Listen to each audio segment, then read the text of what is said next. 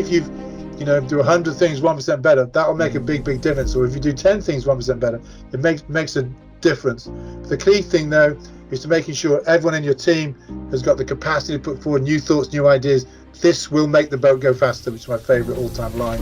I know what I need to do. I need to go and put in this amount of work. I need to go out there and even do better. There were many challenges, and I think in every day we will have a lot of challenges in our lives. It's how you use that challenge to motivate yourself. We've been through enough downtimes when we tried to probably play too much great looking rugby and lost.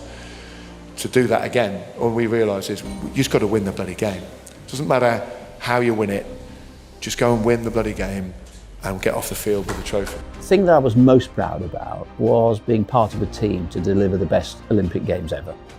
And we can now say that because we don't have to be kind about every other Olympic Games, which is, they're all different, they're all great, but I do actually happen to think London, for all sorts of reasons, really raised the bar. I had doctors and people in the professional world saying, Derek, give up.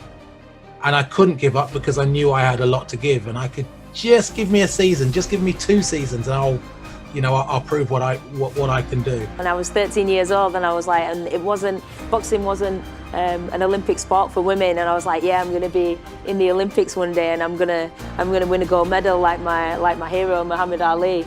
And they must have thought like, okay, you're only young, it's like she'll grow out of that, kind of thing. But I was so sure and so determined that I was going to do that. Disability in sport is super important.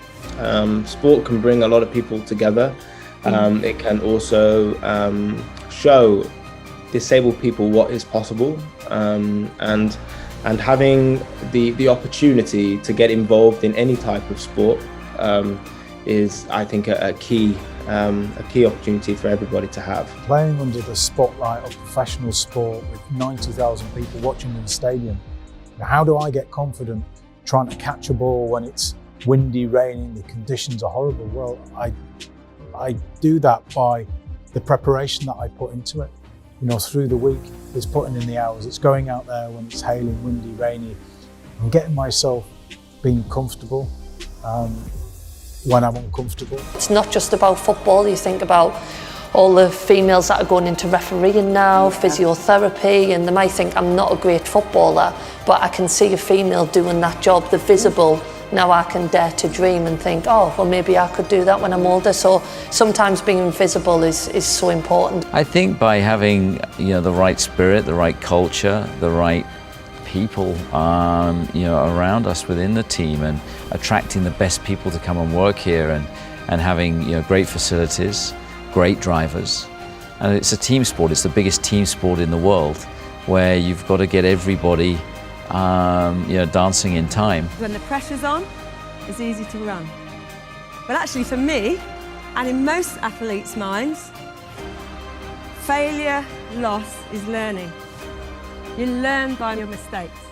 And I had this old helmet, and this helmet was so old, it didn't have a buckle, but I used to tie it on with a piece of string. Now that was okay when I was jumping on the 30 metre. And it was okay when I moved up to the 60 metre. But I started having problems when I moved up to the 90 metre, because I was on the 90 metre one day and it was my turn to go. And I sat at the top, I started coming down the jump, picking up speed. I got to the takeoff and I put so much force and power into that takeoff that the string on my helmet snapped. And as I was flying through the air, my helmet fell off. And it was the biggest mistake of my life. I really should have held on to that helmet, because I jumped 37 metres, but my helmet jumped 98.